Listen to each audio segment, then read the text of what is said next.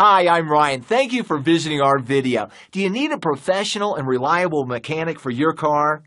Check out the following short video and find out why our experienced staff is one of the best in our area. A transmission rebuild is where the entire transmission is taken apart and inspected. Once you have determined that it is your car's transmission that needs to be fixed, you will need to decide if you want to have your transmission repaired, replaced, or rebuilt. The cost of transmission repairs can vary widely based on a number of factors such as extent of damage, manual versus automatic, or the make and model of your vehicle. When repairing a transmission, you are replacing the bare minimum amount of parts to bring your transmission back into working order. If you're looking for a reputable shop to help you identify specifically what has failed on your vehicle and think you need a transmission repair immediately, schedule an appointment before it is too late.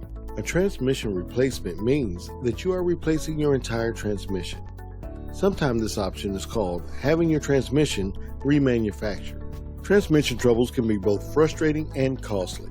Your transmission is one of your car's most complex and essential engine components.